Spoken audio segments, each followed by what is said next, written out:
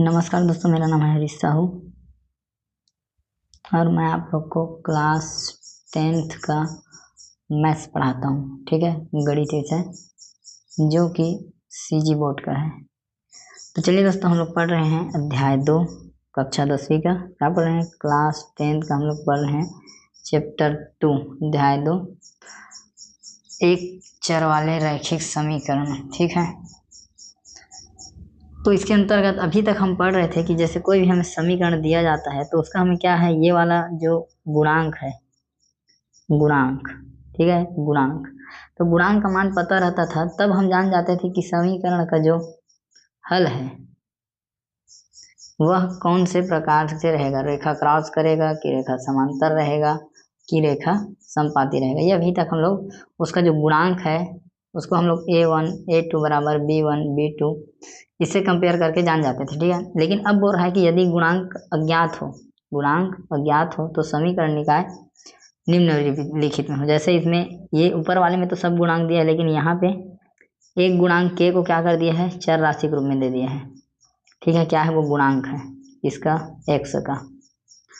तो ऐसे कंडीशन में हम कैसे ज्ञात करेंगे कि समीकरण का हल जो है कौन से प्रकार का रहेगा। ठीक है, चरों के अज्ञात गुणांक का मान पता करना, तो हम कैसे k का मान ज्ञात करेंगे। तो देखिए, तो ये आपको एक उदाहरण दिया है 21, इसी को लेकर चलते हैं। तो बोलता है कि k के किस मान के लिए दिए गए समीकरण का निकाय अद्वितीय हल होगा। ठीक है, तो k का हम लोग ऐसा मान निकालेंगे, ठीक है, जिसके लिए समीकरण निकाय का अद्वितीय हल होगा। ठीक है, अगर k बराबर मिला तो।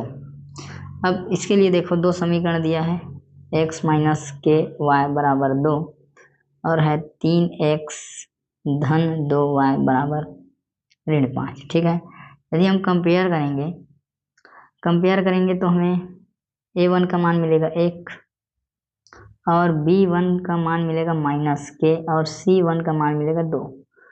a2 का मान मिलेगा हमें 3, b2 का मान मिल जाएगा हमें 2 और c2 का मान मिल जाएगा हमें ऋण 5। ठीक है,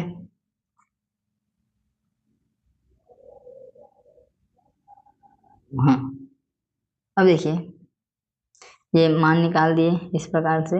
इसमें चिन्ह देखो, यहाँ पे ऋण 5 है तो ऋण नहीं लगाया है, और ये 2 धन में है तो ये वाला धन में रहेगा। ठीक है, अब हम लोग ये वाले कंडीशन को लेके चलेंगे। क्यों? क्योंकि हमें क्या बोला है कि समीकरण का एक अद्वितीय हल है। यहाँ पे बोला है ना कि अद्वितीय हल के लिए ज्ञात कीजिए। तो हम लोग a1 a2 बराबर नहीं है b1 b2 के, ये कंडीशन को लेके चलेंगे। मान रखते हैं a का मान है 3 और a2 का मान है 3, बराबर नहीं है इसके ऋण के बटे 2। तो पक्षांतर कर दो, हो जाएगा 2/3, इधर है ऋण के को इधर करके ऋण को इधर लिख दो। ठीक है, तो देखो ये आ गया k का मान। ठीक है, यहाँ पे आ गया ना। अब इससे क्या साबित हो रहा है कि ये जो ऋण बटे 2 3 है, ये k का ऐसा मान है, ठीक है, जो k के बराबर नहीं है, मतलब ये समीकरण को संतुष्ट नहीं करेगा। ठीक है, तो यहाँ पर लिखना कि ऋण 2/3 एक ऐसा, ऋण 2/3 केवल एक ऐसी या एक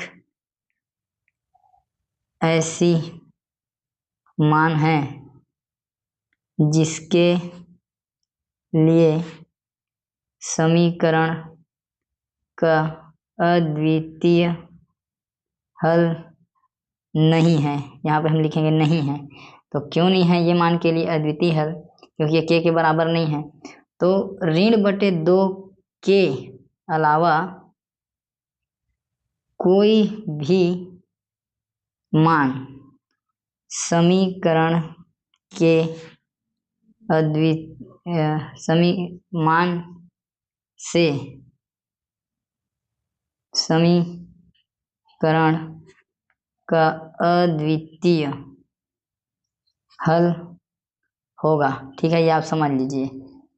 ठीक, तो ये छोटा सा उदाहरण था, ये कंप्लीट हुआ। एक और उदाहरण है, इसे हम देखते हैं। इसीलिए बोल रहा है कि के बराबर ऋण 2/3 के मान अतिरिक्त अन्य कोई सभी वास्तविक मानों के लिए समीकरण निकाय का अद्वितीय हल होगा। अगर के का मान ये मिला तो क्या रहेगा, अद्वितीय हल नहीं होगा। ठीक है, कोई भी हल हो सकता है लेकिन अद्वितीय हल नहीं होगा अगर ये मिला तो। और इसके अलावा कुछ मिला तो क्या होगा, ये अद्वितीय हल हो जाएगा यहां से।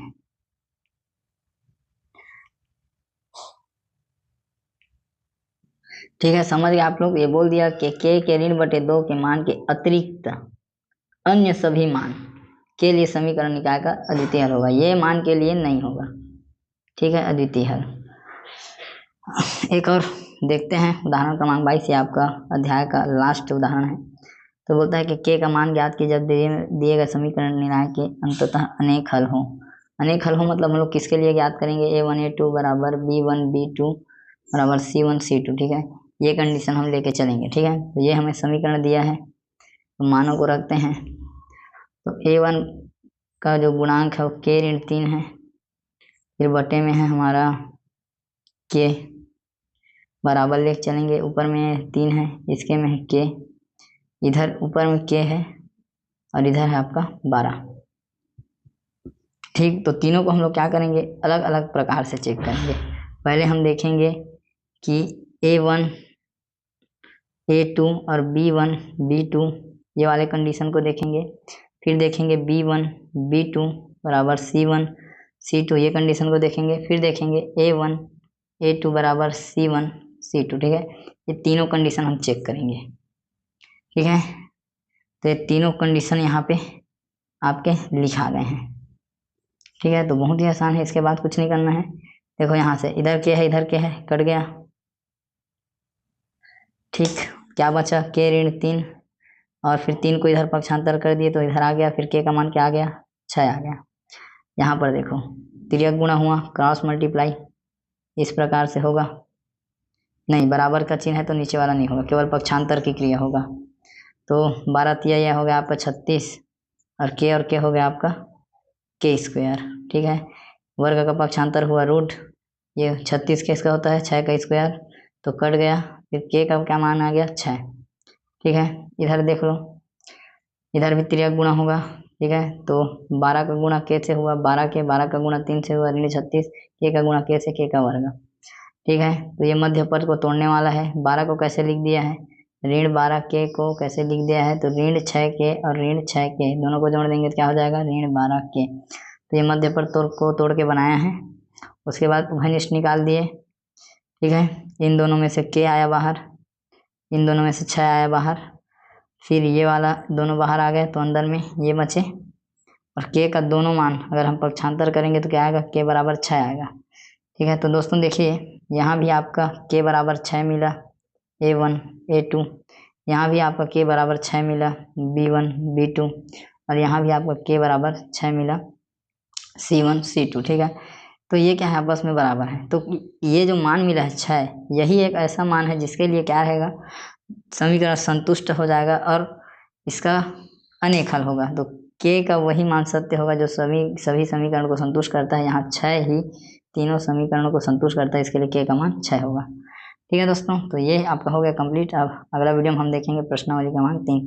ठीक है दोस्तों, उम्मीद करता हूँ कि जो आपको समझाने का प्रयास किया हूँ समझ में आया आपके, तो बहुत बहुत आपका धन्यवाद है ना। वीडियो को लाइक जरूर कीजिए दोस्तों, चैनल को सब्सक्राइब जरूर कीजिए, बहुत सब्सक्राइबर है कम है अभी मेरा।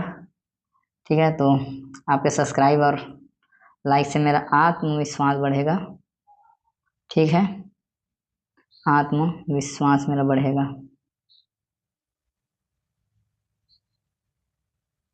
तो ठीक है दोस्तों, बहुत बहुत धन्यवाद। जरूरतमंद तक इस वीडियो को पहुंचाइए और बने रहिए मेरे साथ। तब तक जय हिंद, वंदे मातरम। नेक्स्ट वीडियो में मिलते हैं।